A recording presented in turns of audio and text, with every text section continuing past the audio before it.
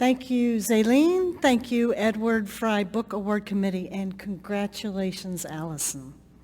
Finally, I am delighted to introduce Chris Gutierrez from the University of California, Berkeley, who will introduce this afternoon's invited keynote speaker, Chris.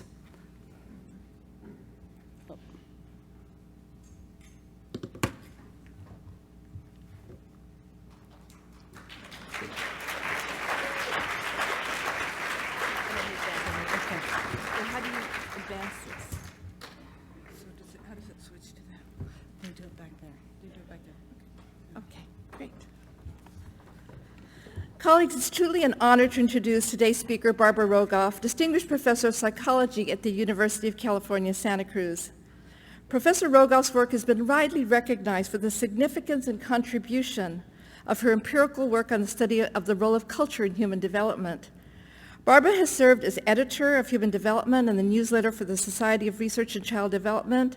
She's been a member of the Science of Learning Committee for the National Academy of Sciences and received the Scribner Award from AERA Division C for influencing the field of learning and instruction. She was a fellow at the Center for Advanced Study in the Behavioral Sciences, a Spencer and Osher Fellow at the Exploratorium, and is elected member of the National Academy of Education. I'm so delighted that Barbara has been invited to speak at LRA, as her work on the cultural nature of learning serves as foundational work across a number of research traditions and disciplines. Indeed, many of us have looked to her work for rich understanding of learning in ways that push on reductive and individualist conceptions of how people learn. Barbara's research has led and indeed shaped the field of cultural historical theories of learning and development. A major accomplishment of this work is its theoretical contribution to our understanding that human development is heavily cultural, as well as the ways culture and people's practices are mutually constitutive. Her work combines breadth and depth to our understanding of developmental processes through a combination of qualitative and quantitative research methods, and her focus on the strengths she documents among the indigenous and immigrant people among whom she works. Equally important have been the models she has provided for how to do developmental and cultural research that is truly life-spanning and historical at the same time, combining levels of analysis that would defeat many. One of my favorites is her 1995 chapter on observing social cultural activity on 3 planes. Her work is also known for long-term and deep ethnography with communities, working as an observant participant alongside members of communities to learn what, how, and why, as well as what matters in terms of communities' practices. Her careful accounting of historicity, that is, the history of people's involvement with particular practices, has been a hallmark commitment in her work, in which she then leverages in the design of ecologically valid experiments. Let me explain what I mean by Rogoff's carefully designed experiments of a particular feature, for example, in which she studies a particular feature of indigenous children's learning that grows out of well-documented practices observed across time, indeed generations, with whom she has worked for over 40 years. Oops, I skipped one. Well, I'll just leave it there. This deep ethnography and ecologic valid experiments reflect the rigor and ethic that should be involved in studying somebody else's communities robustly and respectfully. I thought what might be most useful in the short time I have today in this introduction is to say a little bit about how I came to know her work, as I'm often interestingly credited to be among the first to bring her work to the studies of literacy learning. Indeed, the first time I met Barbara in the early 1990s at an NAS workshop in which we were participating, she said, "Hi, I hear you use my work in education. I'm really curious about how you use it. Tell me more about that." So I did. As a postdoc and early career scholar, I found her early work on everyday cognition with Jean Lave to be so instructive in helping me understand how thinking and cognitive development are influenced by social context, and how to examine the ways in which thinking occurs in and out of schools. Similarly, her groundbreaking books on children's learning in the zone of proximal development with Jim Wirch, and her book on guided participation in cultural activity and apprenticeship I'm losing my place here. Apprenticeship in Thinking helped me and others more fully understand the mutually constitutive relationships in teaching and learning. Previously, much work in common sense approaches had separated learning and learners without understanding that students are active learners who are also being guided by other people, including the expectation of others. Most useful to me was getting beyond notions of internalization, moving instead to concepts of appropriation of knowledge and practices, concepts that opened up the field to new conversations. Barbara is also an outstanding practitioner of combining developmental theory with educational practice. This collaboratively written book advances the model of community of learners, an approach widely taken up by education researchers and practitioners.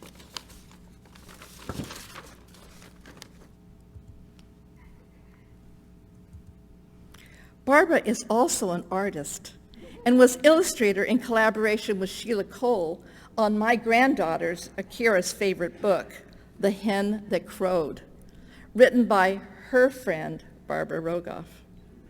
Finally, for you young scholars here, it's important to say that Barbara is a tireless mentor in her support of young researchers from many countries, most notably graduate students and early career scholars of color. It is my pleasure to introduce my friend and colleague and co-author, we'll plug our article, Professor Barbara Rogoff.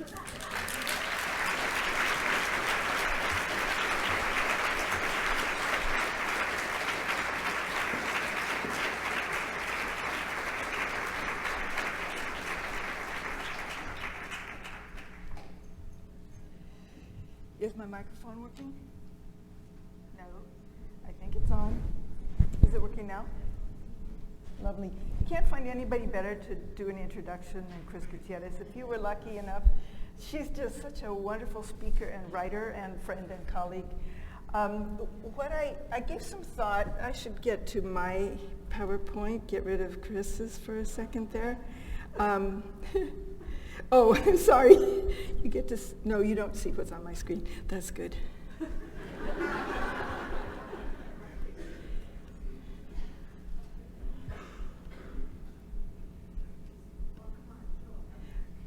I don't know how, actually. It's a photograph of my granddaughter with Groucho Marx glasses on at age 3. So I gave some thought to what might be of interest to this audience, and what I thought would be most interesting in this context would be thinking about what do we mean by learning. And so I'm focusing today on concepts of learning. What do we mean by learning, and what are the goals of learning? I was really awakened to this question back when I began to do research in the Mayan community in Guatemala that Chris mentioned, when I was a graduate student. And I was very interested to see how skilled the children were in a lot of everyday skills. Everyday for them, not for me. I tried weaving along with some of the girls and women, and that is very complex cognitively. Pattern analysis, reading patterns, remembering patterns, many skills involved, and I did not master them. So I asked the mothers, how do you teach your daughters? This was a woman's skill, but the boys had skills as well. But I asked the mothers, how do you teach your daughters to weave? And the mothers said, well, we don't. And I thought, how can that be? How can people learn something that complex without somebody teaching them? It's not like they're inventing it on their own. And that was the problem, is that I only had that alternative, is either somebody's teaching you or you're learning it all by your little lonesome. So I've devoted all these years to trying to figure out, okay, how do people learn without being taught? Taught in the sense that we tend to think about those of us who've spent 20, 30, 40, 50 years in school, one model of what it is to be taught and to learn. How do we expand it to include the kind of guidance that's provided and participation that is provided in a community like the Mayan community where I've been working all these years. So in the process, it opened my eyes to thinking about learning in a different way.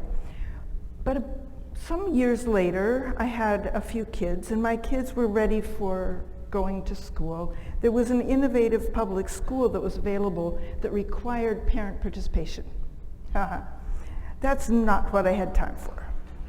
But it required it. So I was lucky enough to spend time in the classroom with my kids, and that opened my eyes actually to the same phenomenon that I had been learning about in the Mayan community. But it took me about 10 years of being a volunteer in that school and beginning to do research in that school before I began to realize, oh, I'm learning the same thing here that the people in the Mayan community have been trying to help me understand for all these years.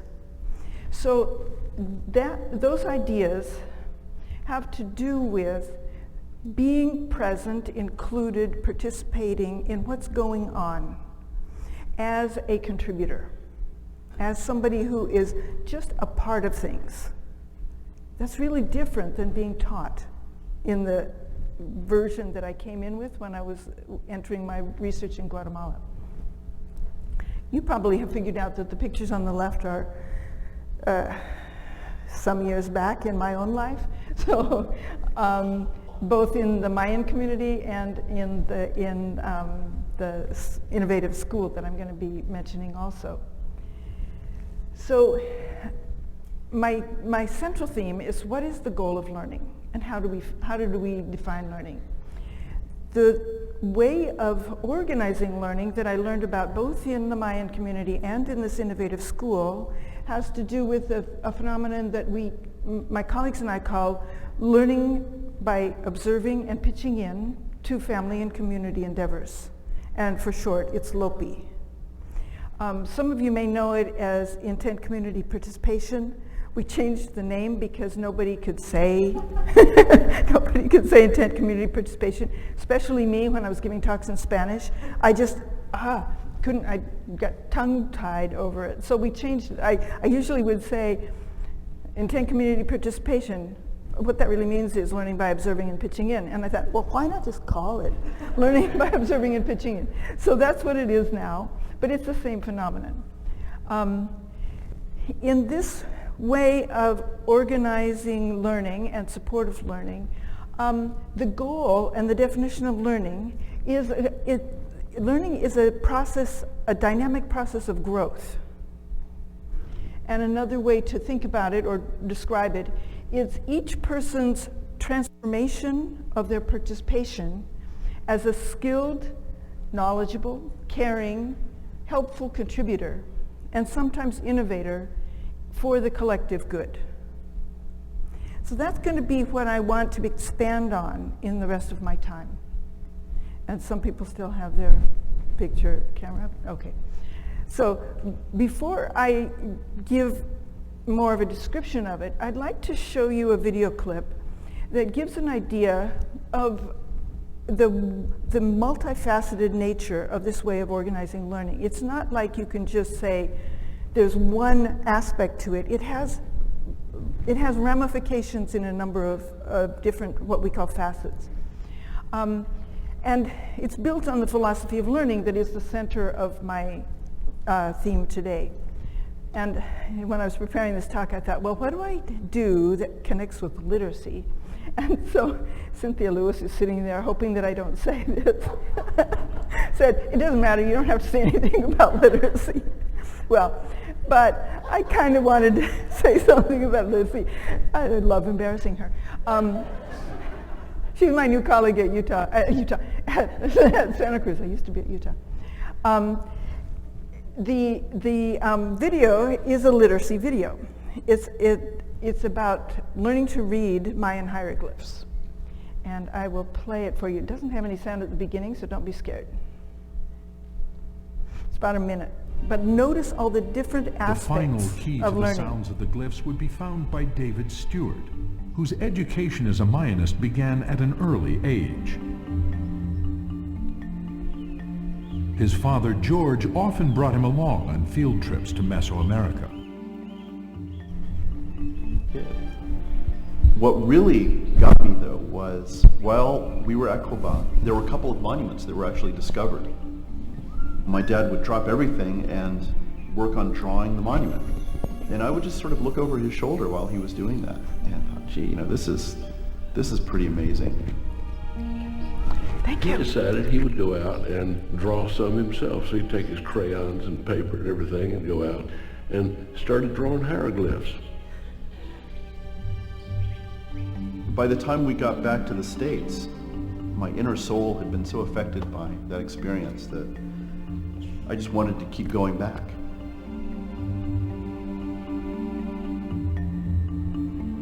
Two years later, George took David to meet Linda Sheely. I remember kind of sitting there quietly in the office while she was drawing a glyph, and I don't know why I blurted this out, but I said, "Oh, that's a fire glyph." And Linda kind of paused, and I remember she sort of looked behind her shoulder and over at me and said, "Yeah, you're right, kid, that's a fire glyph." George said that they would really appreciate it if there was ever a chance that David could study with me or something. And so on the spur of the moment, I said, why didn't he come down to Palenque this summer? She allowed me to help her check her drawings. We were in the temples with flashlights, with her drawings on clipboards, making corrections. I gave him the tablet of the cross, told him to go out on the back porch and figure out as much as he could about it. He came back a couple of days later and had the same amount of structural understanding of the text that it had taken me 3 years to do. And so I figured then that he was really quite good. At age 12, David presented his first scholarly paper on Maya hieroglyphs. And he gives a paper that was certainly beyond the abilities of about 2/3 or 3/4 of the audience to follow. It was a scholarly paper. Then, So I wanted to show that to you to give you an example of the kind of learning that I'm focusing on. And I'd like to ask if a few of you might mention, if you can yell it out, what were some of the aspects of the way that David learned how to decode Mayan hieroglyphs? Does anybody have a quick observation of some feature or another that you saw there?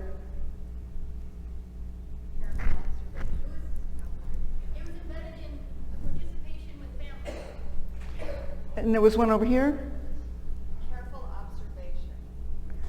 Others? Others?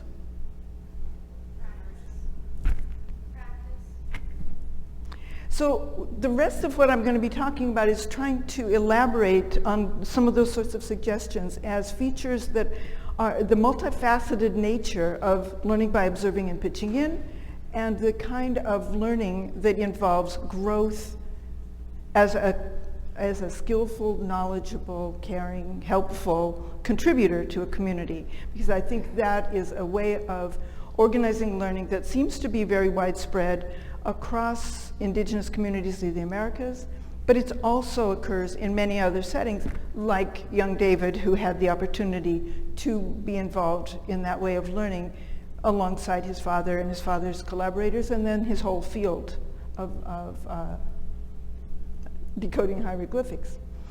I want to contrast it very briefly with a learning paradigm that we all, I think all of us probably take for granted, based on assembly line instruction, which became the model for learning in schools along the time that schooling became compulsory for all and children began to be excluded from workplaces. At that point, school lessons and exercises were substituted for learning from actual situations, actual involvement. And the metaphor, which was actually explicitly used as a model for this kind of learning, students were seen as a product, and learning was seen as being filled with knowledge and information and skills that were delivered or transmitted by experts. So this is a diagram of that philosophy of learning in assembly line instruction. Basically, there's an empty-headed individual who gets, this is all familiar to all of you, but I'm using this as a sort of backdrop, who gets filled up with knowledge or skills or objects from the outside. And what's important about this diagram is that barrier between the individual and the outside world. So there's an outside person or world that is inserting, transmitting, conveying, delivering knowledge or skills to the individual. That's a very common model, still widely used. There's an alternative that is sometimes offered, and that is an acquisition model, but it has many of the same features as the transmission model. I'm not sure that people often recognize that it's just the same model, but with a side switched. So now instead of the learner being passive, the learner is active, but the world is passive. And there's still that boundary between the outside world and the learner. So the learner, instead of being filled up with knowledge from the outside, the learner is grabbing knowledge from the outside. But still there's that boundary of inside and outside. Chris referred to the problem of internalization. And I've been struggling with how do we get beyond the idea of there being a boundary across which we have to internalize stuff, information, knowledge, skills, and whatever. And for a while, in the book that Chris referred to, I referred to it as appropriation. But then I realized we don't even need the idea of appropriation. If we see learning as a process of being a part of what's going on, there is no boundary between the inside and the outside. If we're thinking of learning as participating in ongoing endeavors of our families, communities, surroundings. So this is a view of learning that involves a person growing in the situation to become a more skilled contributor, a person growing in the situation, transforming their own participation as a contributor to ongoing events, endeavors. That's very different than the idea of transmission. There's no boundary there anymore. Instead, it's mutually constituting. You don't have the learner off by themselves, either being the active ingredient or passive. The learner is a part of what's going on, and so is everybody else, and the tools that we've all inherited from previous generations, and customs and practices as well.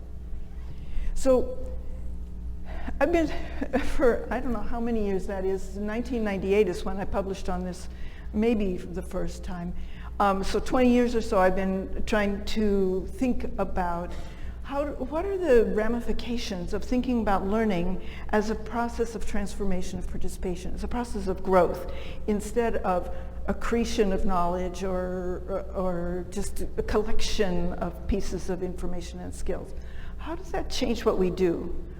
I think it has deep ramifications for what are the important research questions. Some people say, oh, this is just semantic. Not at all.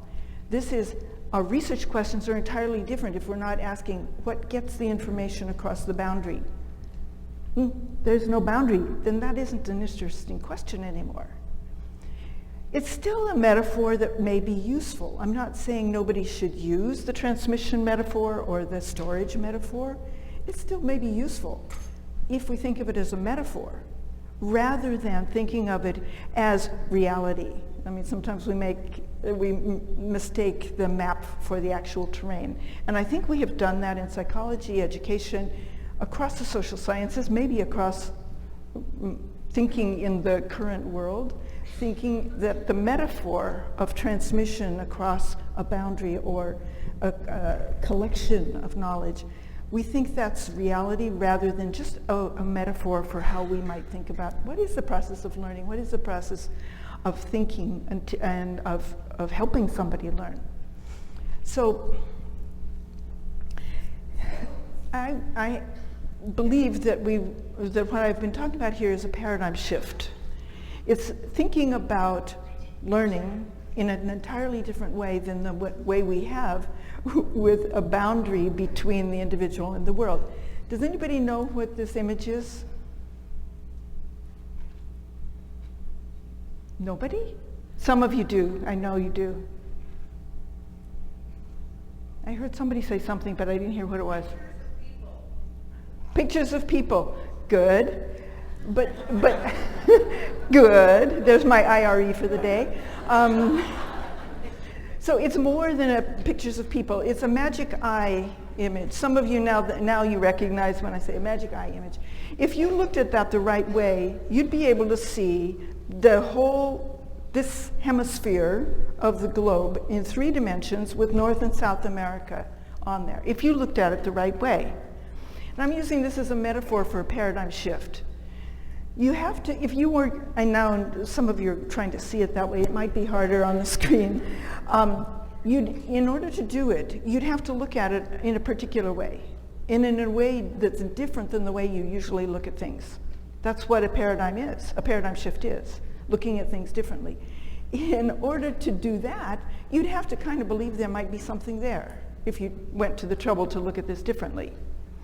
So I think it's a nice metaphor for a paradigm shift, that you really have to let go of how you have been thinking about things and stop assuming that's the only way to look at things. Try something new, and usually have some guidance in doing it, like I'm providing a little bit, but maybe I won't provide enough guidance for you to actually do it, because then I won't be able to give my talk. But it involves crossing your eyes or making yourself wild-eyed a little bit in order to see past the plane of the picture. And has anybody seen it right now? I believe you can, but I'm not going to let you. So later maybe. So I and my colleagues have been developing a description of learning by observing and pitching in to family and community endeavors that examines this phenomenon, this paradigm, as a multifaceted paradigm. And I'm not going to just read this off to you right now, but I wanted to show you the whole thing and show you that I'm focusing on the facet number 4, which is circled there. And then I'm going to go through some of those facets as we proceed over the next minutes. But before I go on, I want to mention that the work that I'm describing here has not been mine alone, and it's continuing, but not mine alone. It involves a lot of colleagues, many of whom are from indigenous communities themselves, all of whom have spent a long period of time working in indigenous communities of the Americas. And we've had a number of meetings, about 10 meetings that we've gotten together to talk about, so how does this thing work, this phenomenon? How does it work? And one of the things that has been remarkable in those meetings is that we all know what we're talking about. So I'm trying to define it to you, but people who are the folks listed there, and people who live in indigenous communities of the Americas, many of them, say, well, yes, of course. And then, okay, so how can we understand it more deeply? But it's not mysterious. They're within the paradigm already. It's not making a paradigm shift for people who grow up with it, and for some people who learn to see it. All of us actually participate in it ourselves, no matter where we're from. But the weight of the transmission model and the number of years we spend learning with the transmission model makes it very hard for us to consider another way of thinking about how learning occurs. Okay, so to facet number 4. I don't think you can probably read that, so I'm going to read it to you. Facet number 4 is about what is learning, and I'm going to contrast it with assembly line instruction. But in LOPI, what learning is it's a dynamic process of growth inherent in one's transformation of participation as a skilled, knowledgeable, caring, helpful contributor, and sometimes innovator for the collective good of all our relations. And that contrasts with the goal of learning in assembly line instruction, which is the transmission and receipt of isolated information and skills for certification, which is prerequisite for inclusion in society later. So in addition to this philosophy, I want to, for the rest of my time, I want to talk about what else is involved in learning in the Lopi paradigm besides this philosophy of learning as transformation of participation. What supports it in other ways? So this is the facets that I'll spend a little bit of time on. Facet number 1 is inclusion in a community's endeavors with a sense of shared purpose is facet 2, contributing to shared endeavors, and learning by observation and pitching in. And of course, facets 6 and 7 matter, and there's probably more than the ones that we've figured out already. But those are the ones that I'm going to give a little bit of time to now. Really important, facet 1, and it's in the middle because it seems like it's central. And it is, what is the learner's role in the community? Learners are contributors, like everyone else, in multi-generational endeavors for the benefit of the whole. So I already, well actually I forgot to show you the video, I'm going backwards, this video which shows this kind of inclusion.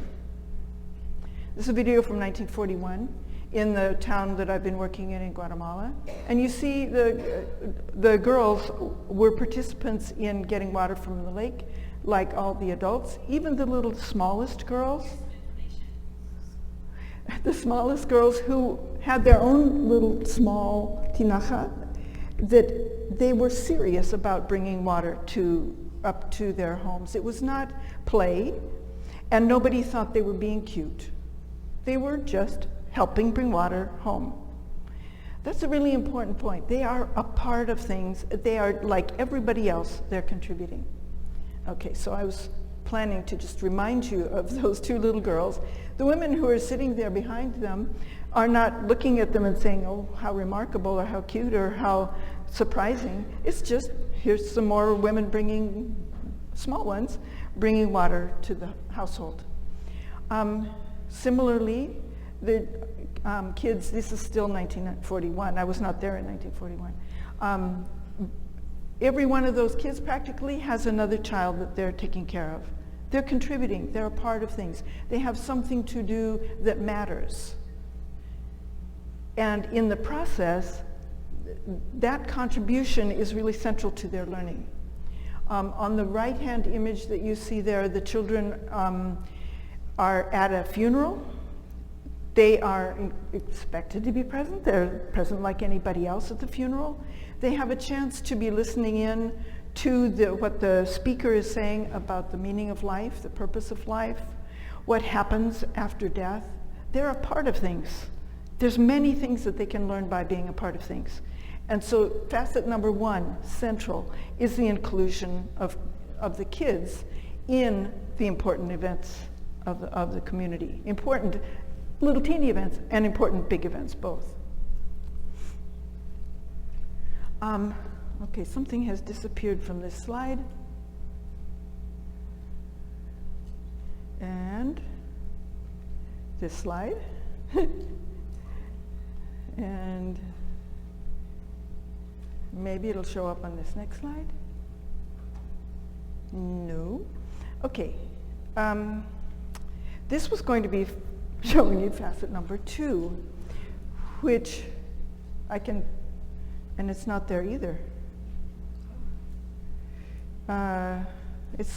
We skipped facet number 2. Okay, so from memory, facet number 2 is basically, why is anybody want to be involved? And that is to be a part of things, to be a contributor, to be in harmony with the others, to be a dignified human being that takes part and contributes. The image that on the top is a little kid who's 6 years old, and he is running a little stand in the Sunday market, selling little beads, jewelry, hair clips, and so on. He's running the stand by himself. When his mother returned about 10 minutes later, she said, oh yeah, he often runs it by himself. He's fully capable of handling it. He's there, and he was so businesslike. I actually was so excited about taking pictures of him doing that I forgot to pay him. And I walked away, and about a block later, he comes running up beside me and he says, excuse me, I think you forgot to pay. And I paid him, but he was like at every moment he was the businessman. He was not a little kid doing something for somebody else. He was being a part of things and running the stand. The second image has a bunch of kids who are part of their mom's fabric. She has a fabric stand for tourists. And I don't know if you can see it well enough, but there's a kid who's about 8 or 9 who can run the stand by himself.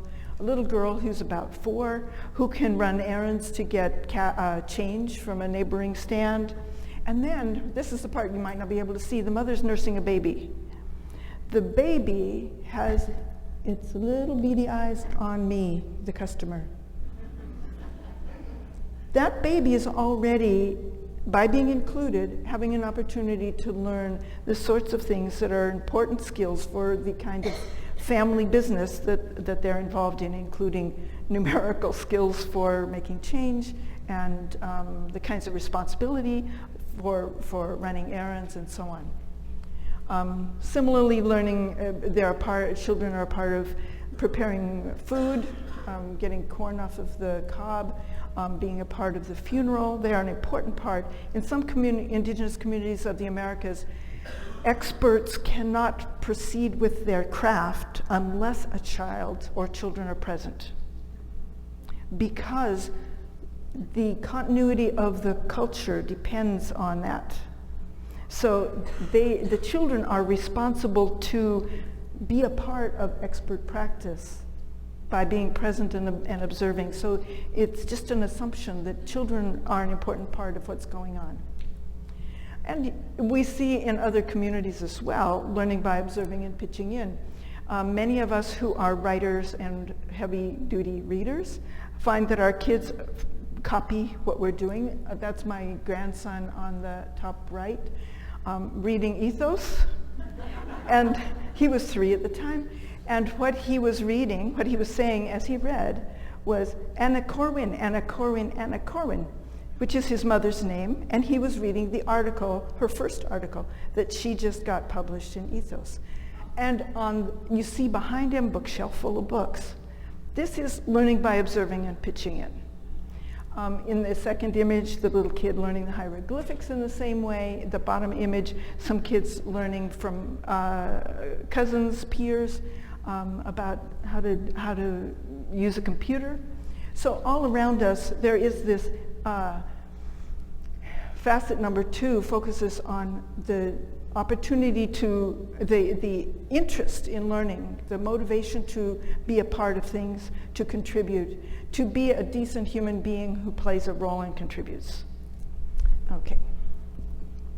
That contrasts with the motive for learning in assembly line instruction, which involves seeking extrinsic rewards like grades or avoiding threats like grades. And the expert's motive is to instruct and often just to sort the learners. Very different than learning because you want to be a part of things and learning because it's your role to help move things forward. Okay, so then facet number 3 has to do with being part of something where there is collaboration with people of differing roles and skills, and everybody taking part, everybody having the opportunity to be taking initiative and being expected to take initiative to do what needs to be done when it needs to be done. You see something that needs to be done? Yeah, please, just go ahead, of course. So the roles are flexible in learning by observing and pitching in. People coordinate fluidly as an ensemble. They blend their ideas, their agendas, their pace, and everybody has a unified intention to the direction of the group. So it's very collaborative, and that contrasts with the kind of social organization in assembly line instruction, which is unilateral.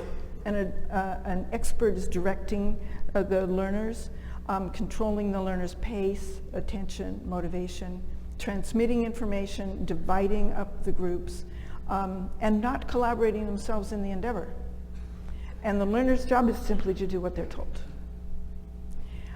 We've done a lot of research trying to examine that kind of collaborative approach that I just described as part of LOPI.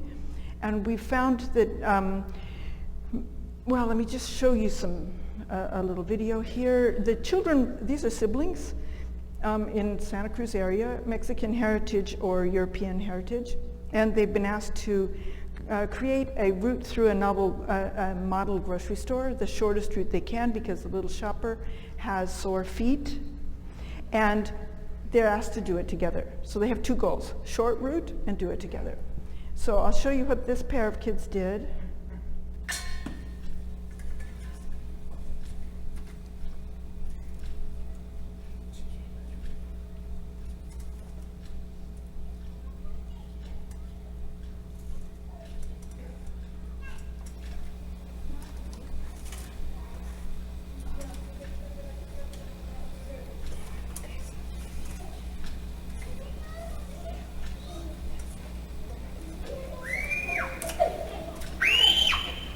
There's another little sibling nearby, I think.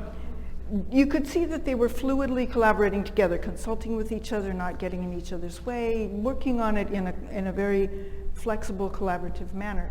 And that's in that little graph at the bottom. The purple bar shows that there's twice as much of that kind of collaboration among the Mexican heritage children that we were observing than among European heritage, excuse me, middle-class European heritage kids. So I'll show you what was common among the middle-class European heritage kids.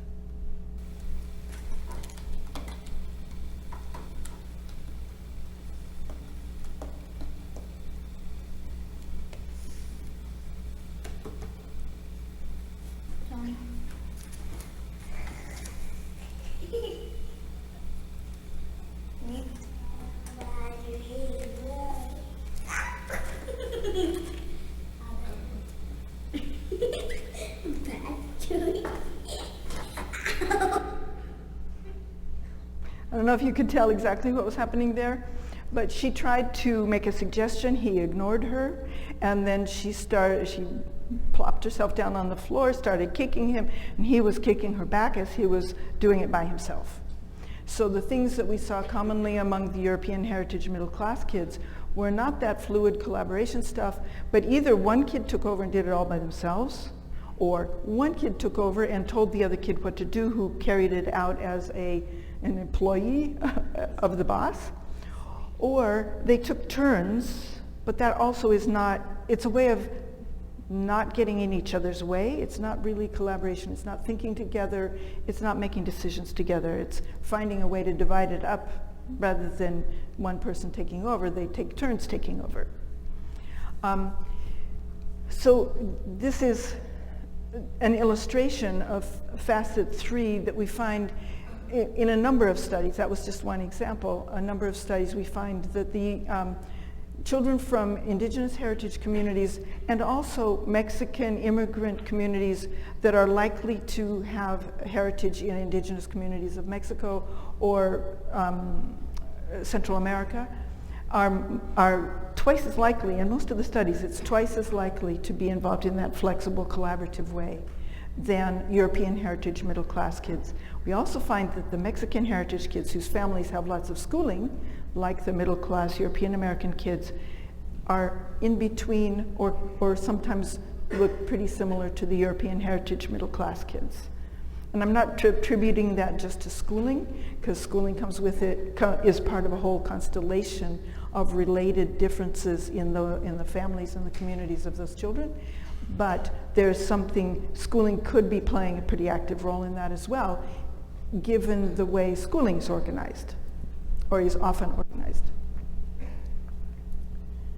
Okay, so facet 5 has to do with what are the methods of learning themselves? How does learning occur? By keen attention and contribution to ongoing events, also by exploring and practicing. It's guided, learning is guided by community-wide expectations. It's also often guided by other people who may guide by example, adjust or improve or correct children's efforts, explain things in context, counsel, joke, rib, and tell stories many ways. And that contrasts with the kind of, and I show you two little examples of that. It contrasts with assembly line instruction, where the way that learning is supposed to happen is by receiving lessons, exercises, tests, out of the context of productive activity. And what's crucial there is the out of the context part. That in assembly line instruction, people are not in the activity. They're outside of the activity, and somebody, a teacher, is trying to deliver them the information from outside. So you see that boundary again that I described earlier for the transmission model of learning, that in classrooms, if the children are not involved in the activities they're learning about, there's a restriction on whether they can be learning by observing something and pitching in to be involved in it. And instead, it's an exercise that is intended to kind of get through a boundary that is actually there. The children are not included in most events. I don't see a single little kid here. You? I mean, and most of our environments are very age segregated. So there is that boundary. It's not in our heads, but there is a boundary. And I think maybe I have a moment to, I don't know, I just really want to show you this. So that kind of learning, well, it occurs in classrooms. Helping verbs. David, you see one? Have. Yes. Any other helpers? Emily? Was. Yes. Excellent. Okay, so you all recognize that. I partly wanted to show you that so that I could say I showed you some literacy stuff. But this is the part that's really, I can't get past. Right. Go ahead. Well, the knees. Read the photograph. No one tapped. William Taft. Who was holding. Right. What's that? Wilson. Woodrow Wilson. George Kennedy. Right. Like Island Tower. Right. George Kennedy. I know. Jimmy Carter. June 4th. Right. William Lincoln. Right. So partly it's just so adorable, but partly I don't think that children learn by observing and pitching into anything that allows them to understand what a president is or what those presidents did or anything. But they did learn a pretty impressive skill of being able to decode those photographs into names.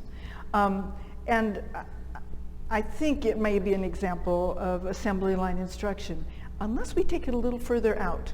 And then what we see in classrooms is also learning by observing and pitching in, when we look not at what the teacher is trying to do, but what the children are doing by watching to see when the class clown manages to get something done that is not allowed. Actually, Chris's third space is probably a good example of this. You learn when you can insert some little joke and get your classmates to laugh without getting in trouble with the teacher. Learning by observing and pitching in right there.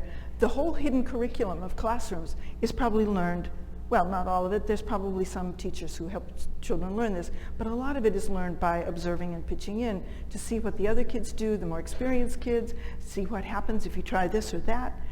So there's learning by observing and pitching in many settings, including probably this little kid who is reciting the names of the presidents. We've done, I'm still on facet number 5, except for it disappeared, the means of learning. We've done a number of studies looking at the kinds of observation skills that seem to be especially keen in indigenous communities of the Americas. And this is not just my colleagues and my research, but many ethnographies written over many decades have remarked on how observant, how skillfully observant kids are in indigenous communities of the Americas.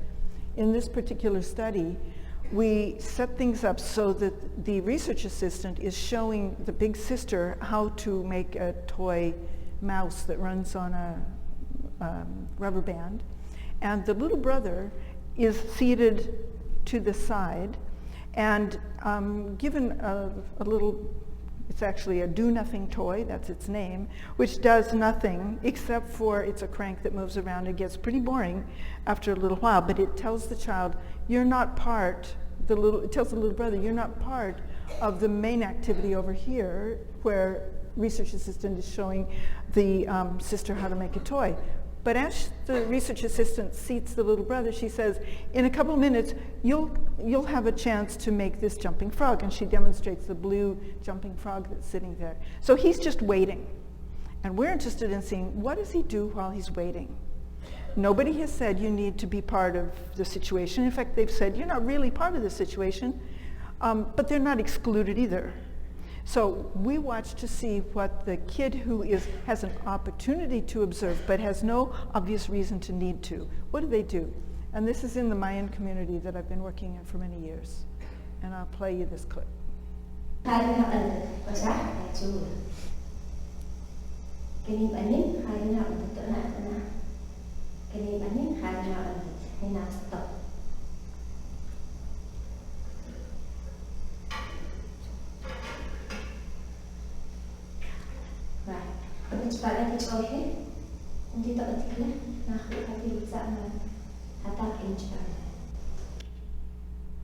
So you almost would think it was a still photograph unless you noticed that there were other things moving, but he showed that kind of sustained attention to what was going on.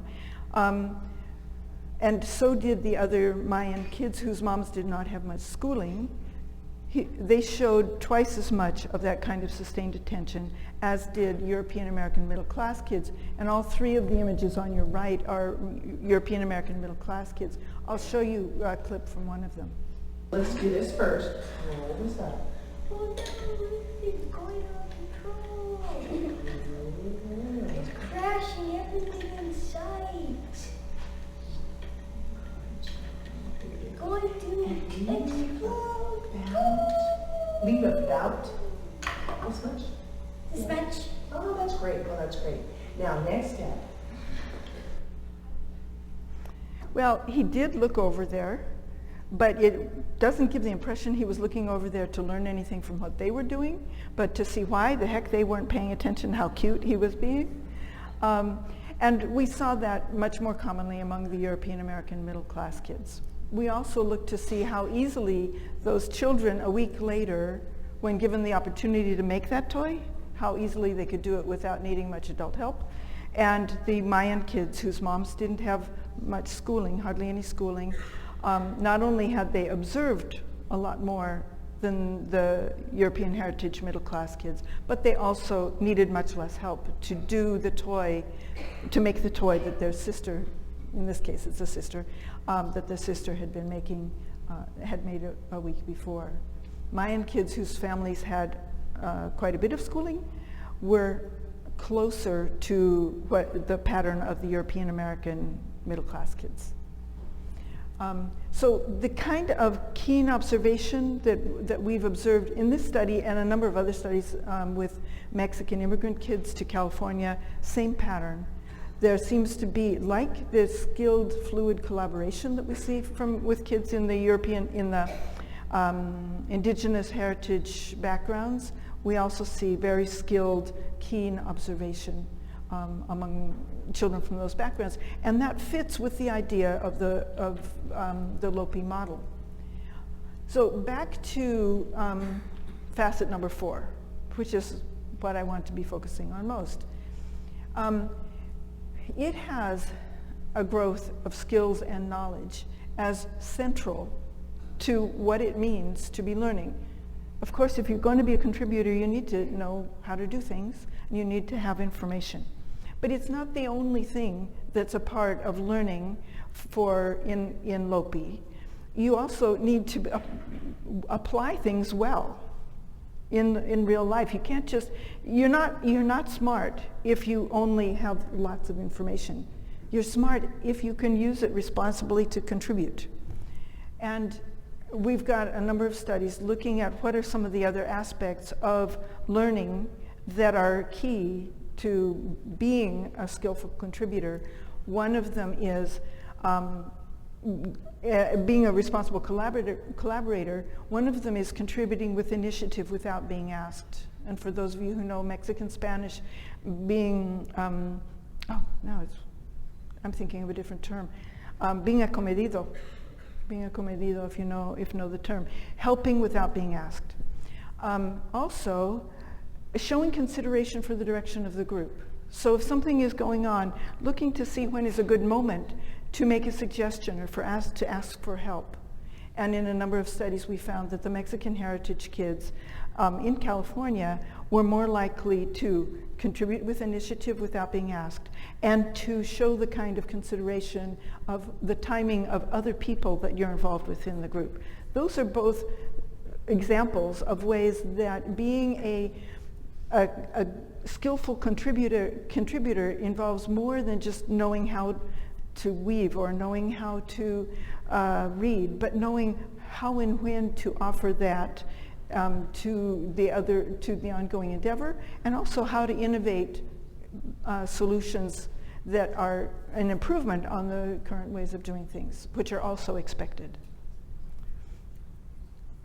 Okay, so I'm going to mention just quickly some of the lessons I learned from the innovative U.S. elementary school as well. It's the same lesson. And off to the right, you see a book, the Developing Destinies book, which addresses some of the learning over years from the Mayan community. The Learning Together book on the bottom is a collaboratively written book with the parents, teachers, kids, and an administrator in this public school about the philosophy of learning through transformation of participation, illustrated with examples from the practices of this school, which involve collaboration among kids and adults. The image on your right is the invention convention, where the students are writing about their predictions for what's going to happen if blah blah blah, whatever particular invention the kids have put together for that particular stand. It involves children being included and contributing to designing the activities, designing the curriculum, as well as engaging in it. And it involves purposeful involvement.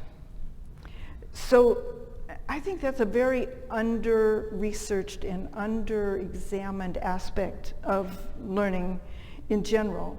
And what I mean by it is doing something with a sense of purpose, doing something because you think it's going to accomplish something. I think that's something that we tend to not even be studying, and is very important. And that occurring in collaborative endeavors is a part of this way of doing things. The images that I'm showing you there, the kids wrote reports. Well, in every classroom they write reports, but they don't just write reports that the teacher looks at. They deliver their reports to their class. They do the research, and then they give a presentation. On the one on the right, the little boy who's standing up, he's researched owls, and the whole class is listening to him tell them about owls and asking him questions about owls. The girl on the left is my daughter, who is she got so interested in talking about Guatemala and about buffaloes that she decided she was going to do 2 reports. And so you see her in her Guatemalan outfit with her Guatemalan poster and her buffalo poster, which she researched on a trip to Yellowstone, and sitting in the visitor center reading all the books she could find. This is I forget what grade she is there, 3rd, I think.